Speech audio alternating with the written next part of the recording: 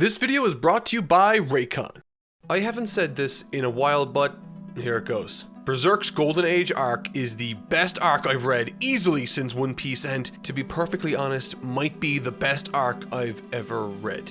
It is preposterously good. To put it into perspective, I normally set aside about 4 days to read and digest all the material I cover in a single video. But with this arc, I picked it up and suddenly I lost 10 hours of my life because I read almost all of it in one sitting. I didn't drink water, I didn't stand up, and I didn't eat. Dare I say, Berserk's Golden Age arc is perfect. Last time I covered the Black Swordsman arc, and while I really liked it, comparing that to this arc is like comparing Corcus to Griffin.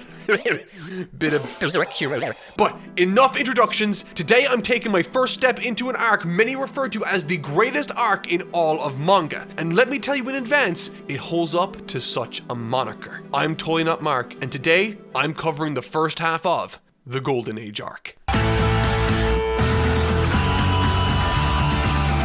Tell me what you want. I don't know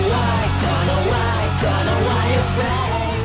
Tell me what. Surging back into the past with the blink of an eye, we come to learn exactly how Guts became the person he is today. Outlining a chilling tale dealing with powerful themes of abuse, relationships, and one's own struggle to find their place in the world.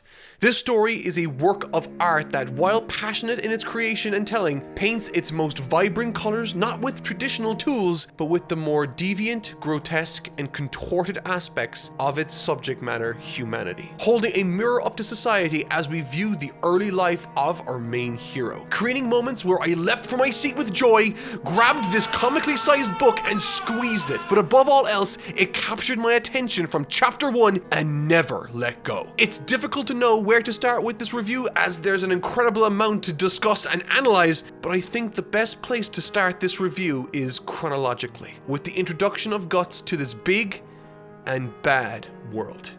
The prologue.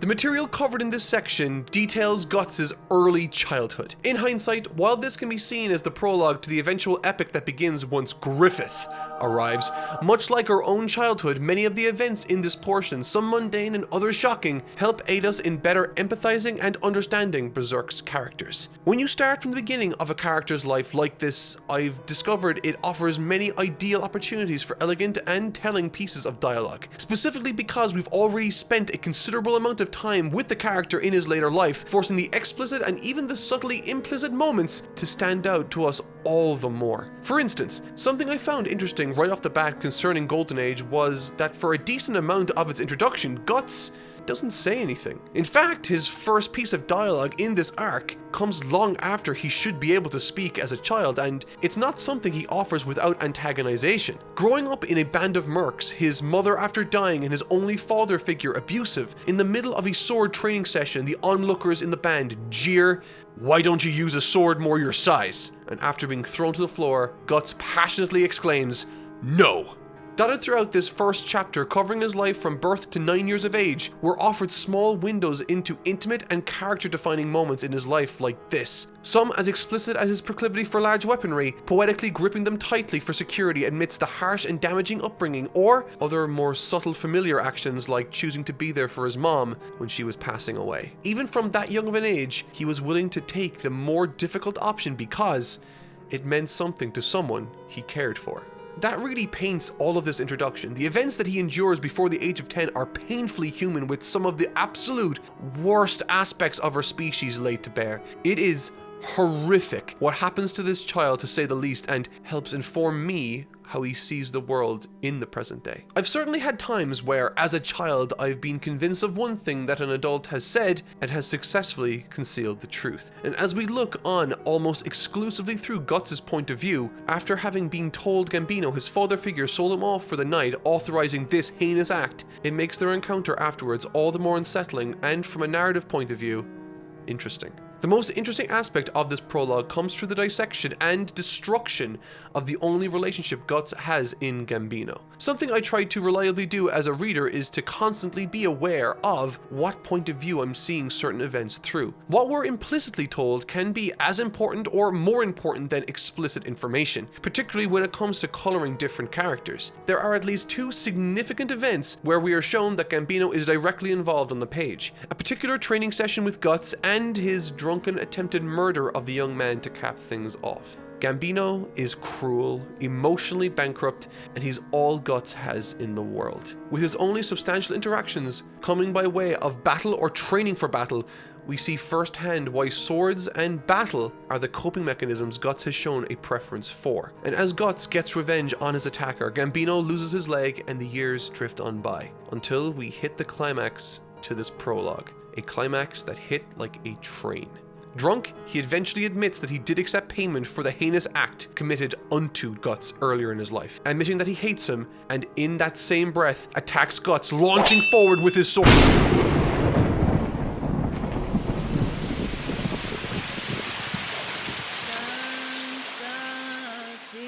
Running for his life, terrified, and after suffering a tremendous fall, the chaotic nature of this manga finally relents, unveiling panels around these quiet, intimate moments that are nothing short of breathtaking. Don't get me wrong, I love Miura's big action set pieces too, but there's nothing I enjoy more than his tranquil pieces, more personal moments Guts shares with us as readers.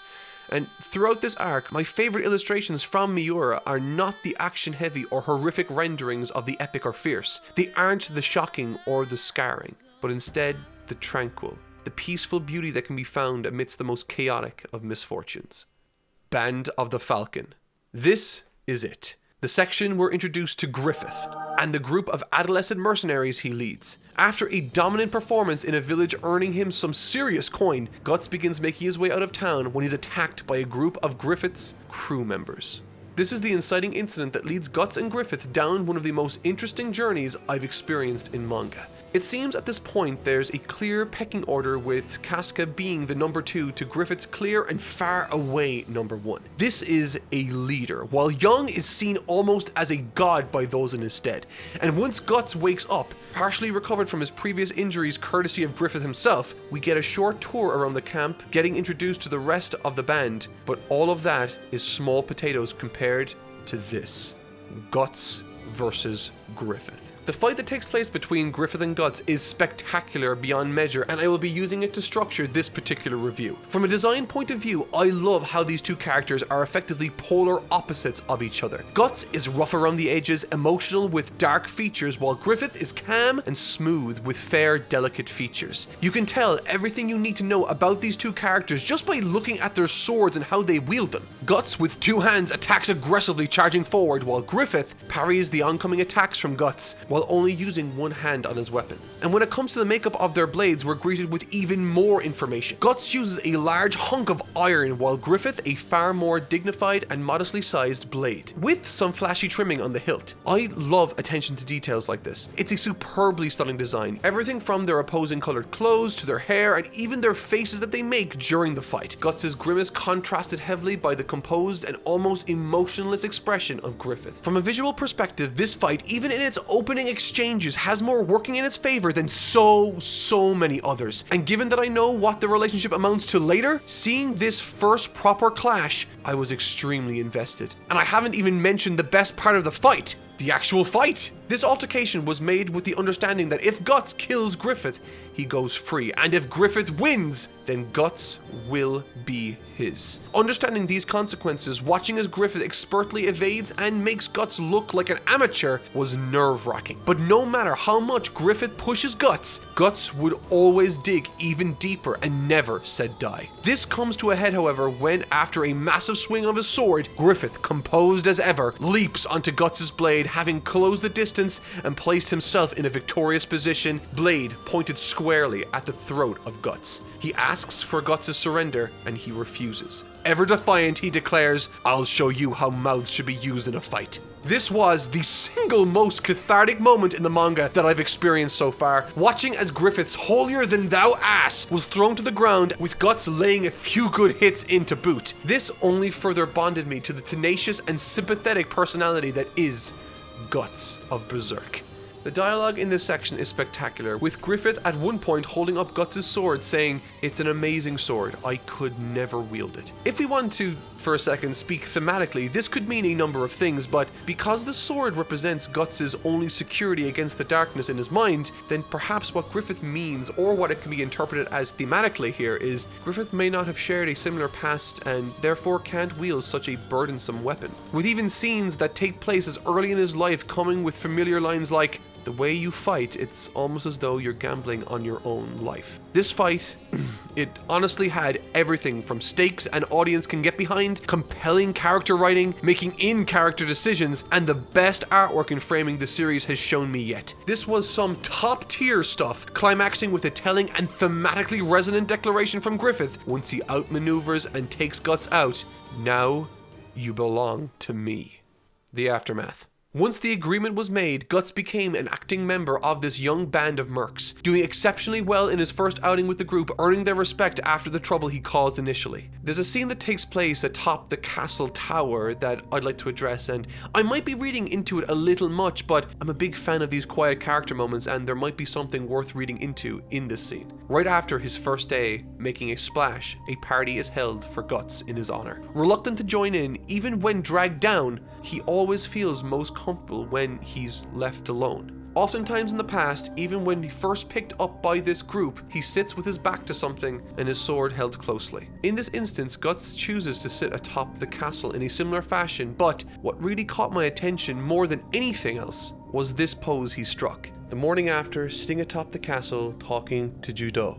This is a strange pose, and from a body language point of view, it makes sense for him to take this guarded position, considering the subject matter they're covering in this conversation is a little personal. But I think it could mean a little more than that. He's covering a specific part of his face around his nose. The scar that lingers and was etched onto his character design was given to him by his abusive father figure after he lashed out at him. I wonder if perhaps Miura drew Guts in this scene with Judo touching his scar because, unlike the place where he grew up yearning for something, somewhere to call home, in this band of young mercenaries he might actually find family.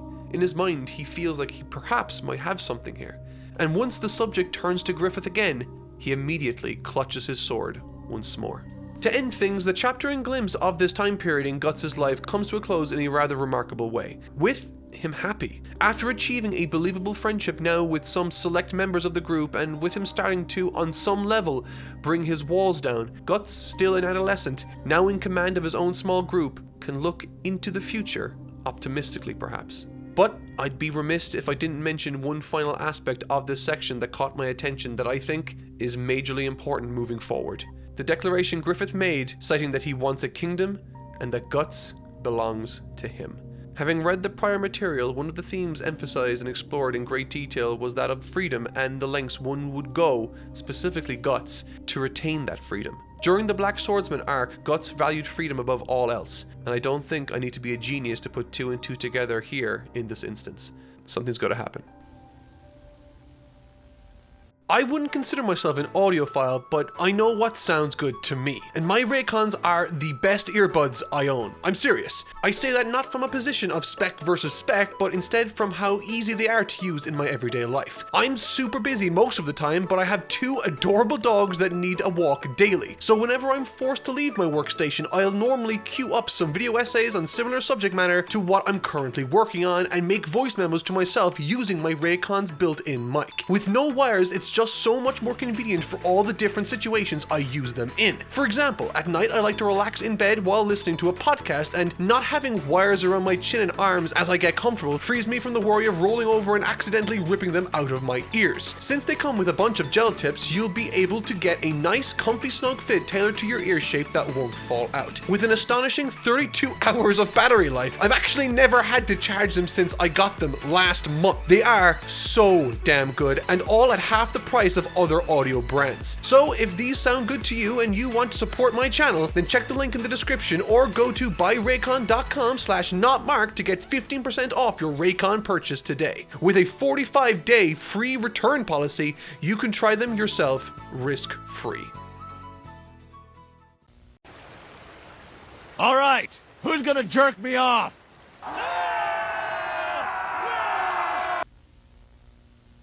Now, it's about at this time in my script writing process I realized that if I were to proceed like this through the events of the story, the video in question would be about 90 minutes long and I would be repeating myself ad nauseum. And due to this fact, I was faced with a difficult decision to make. How should I structure this? How do I tackle this massive story? And then I asked myself, what were the most important aspects of this story? And my answer? The characters. Something I think is important to mention at this point is that I recognize the significance of Nosferatu Zod, the battle for Duldry, and the absence of demonic creatures throughout this review of the story. However, having come from the Black Swordsman arc set after this, we saw all sorts of strange creatures one after another. The significance of these aspects, or lack thereof in this story, I thought would be better suited for the second part of this Golden Age review, as I think dividing Zod's prophecy between two videos could get a little messy. So, rest assured, I will be talking about that in the next Berserk review. From this point on, I'd like to go a little more abstract with my approach to this review and talk specifically about the themes and dynamics of different characters that drive this section of the story towards its conclusion. Starting with Griffith. Griffith is an astonishingly brilliant character to structure this entire story around. As I mentioned before in my dissection of his and Guts' first duel, he is pitch perfect in both how he's handled and what he says in this story. If ever I saw a character whose dynamic gave a particular story everything they possibly could, Griffith would fit that billing to a T. The means with which Miura introduces and builds this character up over the course of the narrative is not only enjoyable but also creates suspense. In a sense, it's difficult to discuss Griffith in any meaningful capacity without referring to his effect on other people in the greater story. Stories are, after all, normally about conflict typically between two or more characters, but Griffith, more so than any character in this story, has the makeup of his character delivered almost exclusively through how he speaks and how others view him. Throughout the entirety of this story that I've read for the purposes of this video, from the beginning to the morning of departure chapter 3, virtually no internal dialogue is given to us as readers from Griffith's perspective. Now, many of you at this point might be saying, so? Who cares if we don't see his internal yammerings? What does that matter? Well, it matters primarily because this arc deals with the interpersonal relationships between many different characters, many of which include Griffith as a primary player. And without his internal monologue to let us as viewers into understanding what he's honestly thinking, it achieves elegantly and precisely just the right dynamic that allows this arc to work as well as it does. It gives us all the information we need, but doesn't tell us what to do with that information.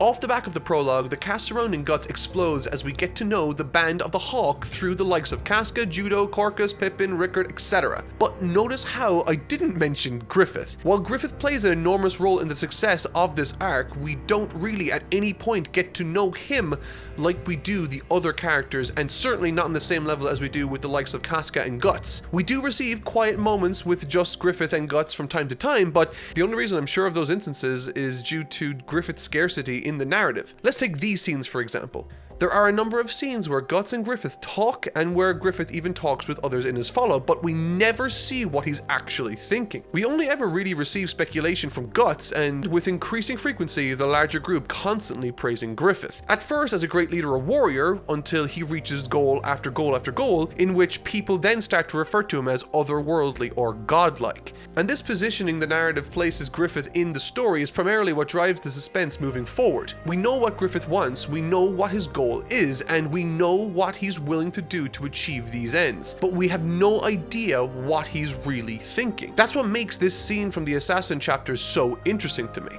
In essence, it's a small portion of story centered around General Julius's jealousy of the newly appointed Griffith, and as has been the case with many of the other stories in this arc, both Griffith and Guts play leading roles. There's an entire panel dedicated to the conflict in Guts' mind, and in fittingly poetic fashion at the chapter's climax. Having been assigned by Griffith to kill those those that would do him harm. In addition to killing his target and the slimy General Julius, he also kills Julius's son, following the secondary order of leaving no witnesses. Now, he didn't know that this was a kid, let alone his, when he killed him, but it was a magnificent example of Guts mindlessly following someone because he believed in him, perhaps more than anyone else in the world. Which makes you wonder, would he have done anything he asked? And if that's true, then has Guts really sold his soul to this man Griffith completely? Does he really belong to him? Was what Griffith said when he won the duel entirely true? Then aside from the clearly morally reprehensible acts Guts is committing on his allies' behalf, where's this sense of conflict we feel in the story coming from? Well, throughout this story, we felt Guts gravitate towards this group reluctantly. We felt the sense of family begin to foster within him, as well as the comrades he goes into battle with. In battles with terrifying monsters, we've seen Griffith put his life on the line time and again in the name of saving Guts from certain death, with him saying to Guts' face, "Do I need a reason each time I put myself in harm's way for your sake?" And now, after climbing out of the sewer like a rat, leaving a trail of death in his wake, Guts, looking to speak with what he would consider a friend, stands at the base of a large staircase as both him and Casca watch on as Griffith, sitting atop of stairs, out of reach, discusses philosophy with the princess he's courting, ending with the most biting quote of all, highlighting how single-minded he is in his vision, his conquest, and never-ending pursuit to his one goal of his. When asked directly about his friends or troop, he says something to the princess that sets the wheels in motion for what will become his downfall in this section of the story. He says, "They are excellent troops. Together we have faced death so many times. They are valuable comrades devoting themselves to the dream I envision. But to me, a friend is something else. Someone who would never depend upon another's dream, someone who wouldn't be compelled by anyone, but would determine and pursue his own reason to live. And should anyone trample that dream, he would oppose him body and soul, even if the threat were me, myself. What I think a friend is one who is my equal." As readers, having been forced to contend with the moral ambiguity of the main character's violent actions, knowing full well he wishes for a relationship with Griffith and knowing that he didn't enjoy doing what he did that night, we have to watch Guts hear, digest, and understand that statement from Griffith, encapsulated beautifully and as succinctly as anything I've seen by the following page, highlighting just how many levels of difference there are, both physically and figuratively, between those two characters. The hired assassin fresh from the sewer acting on someone else's behalf without question, and the clean and dignified visionary who pursues with unwavering focus towards his ultimate dream. Such poetry we do not normally see in manga, and now we have direct conflict, spawning from a desire born from Guts' childhood and trauma. What an astonishingly great scene. There's absolutely more I want to discuss regarding this character, but for now, let's move on to another for a brief moment. Casca. Casca is the third spoke on this narrative wheel alongside Guts and Griffith. With respect to Guts and Griffith, she represents Guts' relationship with the Band of the Hawk, acts as a bridge to Griffith during numerous conversations for Guts, and, perhaps most crucially, she represents and highlights how the broader Band of the Hawk and all who fall under Griffith's spell praise, adulate, and glorify him, creating a man bigger than legend itself, further serving and leaning into the composed deification, for lack of a better term, that Griffith seems to want to promote around him, while, and this is my speculation, leveraging the trauma and yearning for acceptance these forgotten toys of the wider Berserk world cry out for in his stead. Clearly, as made evident by the contents of this video review, Berserk, and more specifically this arc, is centered around two characters in Griffith and Guts. However, there's a fascinating section of this story which allows Casca to take center stage and to no longer play the seldom seen secondary character role she has been following up until this point. It all begins in the day of the big battle against the White Whale Knight, and as a quick aside, every action this band takes is to the end of elevating not only themselves but primarily Griffith as he works his way from lowly commoner to leader of a mercenary group to a knight to a general, and so on and so forth. And during the events of this section, we are very much entrenched in that struggle for elevation and promotion. One of the most significant themes following the character of Casca is one of acceptance, tying wonderfully into Guts' sense of worthlessness. She now, during this significant battle, starts to find sudden difficulty due to her own natural biological complications that set her apart from this old-fashioned world of men, reminding her that despite her decision to live like a man, there are some things that can't be avoided, and this same aspect of her leads to Guts, someone who's constantly nagging and poking fun at her for being a girl. However, thanks to the time they spend together, he soon realizes and grows to appreciate and admire how much more difficult and tough it must be to be a woman warrior in this instance. instance, citing her as above all the other weaklings at the reception following the battle, showing a true sign of respect on his behalf. Their budding relationship, platonic or otherwise for me, was a phenomenal secondary plot thread which contrasts her extreme and limitless admiration for Griffith with her natural and organic relationship with Guts. The history that's unearthed concerning her past, as well as the bond she reluctantly forms with a person she at one point hated for reasons I'll get into in just a sec,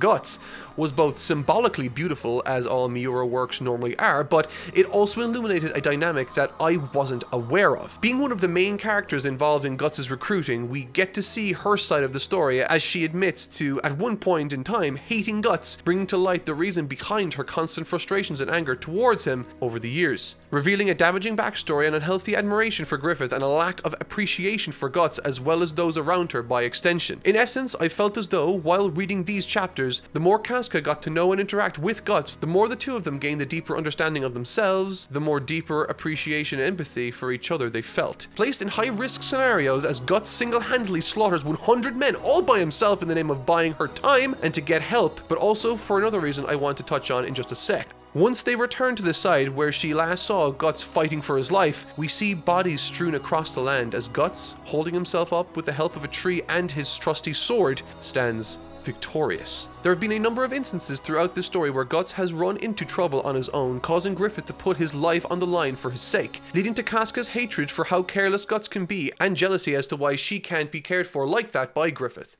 After the entire outing takes place and resolves itself, she gets what she wanted. For Griffith to outwardly state that she is a valued member. And while she does get that, we as readers also see firsthand that despite Griffith having had nothing to do with this achievement from Guts, despite Guts getting praised for his monumentous undertaking, others still use this as an opportunity to highlight how amazing Griffith is in comparison. If Guts is this good, imagine how amazing Griffith could be. This has been something that's been alluded to numerous times, and while I was aware of it, this was the moment it cemented for me my feelings on the Griffith character. Campfire of Dreams.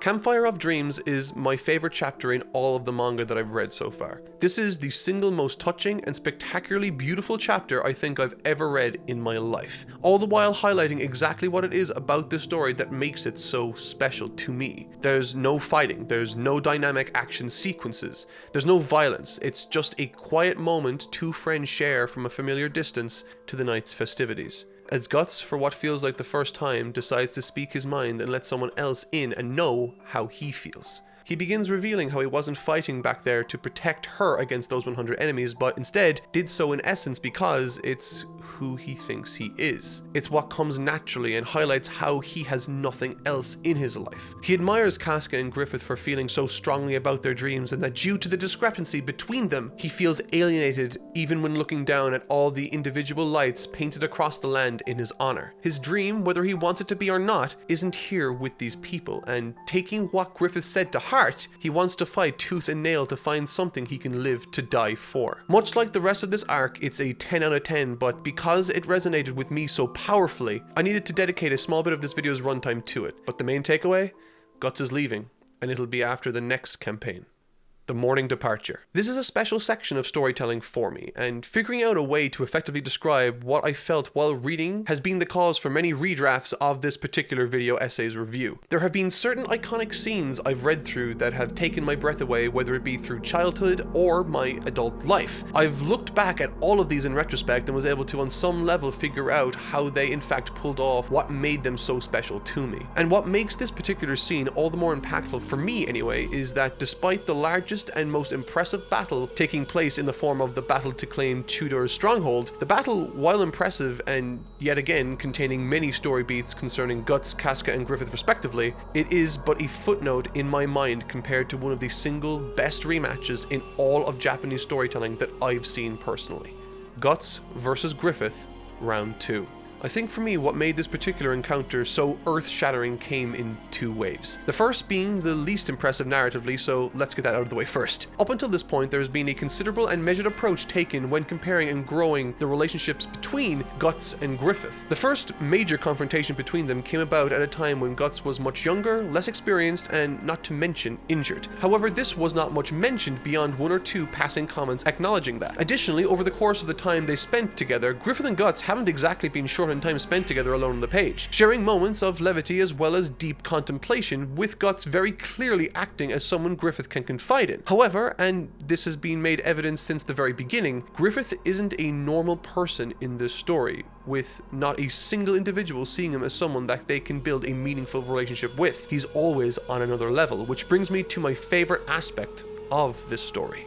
Nothing is explicitly told to us. We are left to infer for ourselves what the relationships are or are not, who is connected to reality and who isn't. Casca idolizes Griffith. She wishes to, quote, be his sword, meaning that she wants to be the best warrior she can so that when the time comes, she can be what Griffith needs her to be in combat to defend him. In addition to that, practically every single sentence a character utters in this story concerning Griffith holds him in the same regard as a deity, in addition to every single last plot element of the story being told, created with the express purpose of elevating or protecting Griffith's standing, helping him to reach his overall goal of ruler, which conflicted magnificently with the character of Guts. Having grown to be a mountain of a man and having grown closer to Griffith than he was with any of the others up until now, maybe excluding Casca, for him to be confronted with the notion that yet again he's worthless compared to him and that Griffith has been using him to meet his end all this time, it must be a bitter reality to come to terms with. And when Guts decides to leave, quote, once again is thrown out by Griffith, "You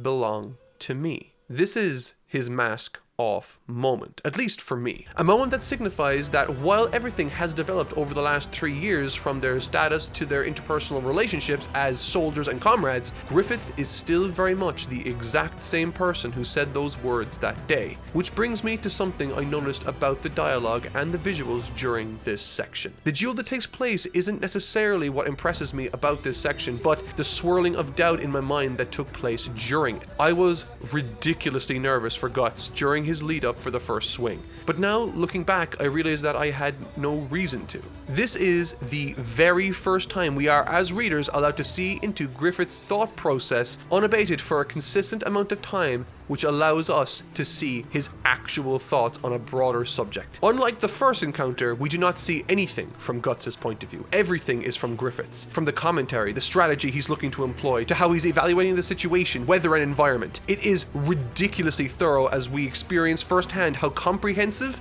and contemplative the proficient Griffith is being. Bolstered in part, in my mind, by the constant praise he's received all the time leading up to this moment. In my mind, he's better than Guts. And when the swing does come down, so too does the world Griffith has made crumble. Visually, I don't think I need to explain what makes this spectacular, so I'll just dance across my favorite aspects of it quickly. The mindset of Guts is a total opposite compared to their last, with his facial expressions and his positioning in many panels reflecting that reality. Guts now pictured higher than the once more domineering Griffith, painted all across the backdrop of a sun rising anew, symbolizing a fresh start on the morning snow. The shock that floods across Griffith's face as he drops to his knees in utter despair when faced with the sudden reality of his situation was massively satisfying. Guts is more powerful than Griffith. He's leaving, and Griffith needs him. I want to make clear right now that I have absolutely zero idea as to how this story arc will complete, but I have a feeling that despite the horrific stuff I've seen so far, I've seen nothing yet. Throughout what I've read so far, I've seen in this material Griffith will do just about anything to give himself what he needs to succeed, and I don't think he would have made it this far if something like this was going to stop him. He's going to retaliate, but I have no idea how. Next time, I'll cover that. This is, as I've said, the best arc I've read in at least a year, and I can't wait to see how it concludes. When I finish it, will I consider it the best arc I've ever read? Find out next time. But until then, I've been Totally Not Mark. Thank you all so much for watching, and I'll see you all next time.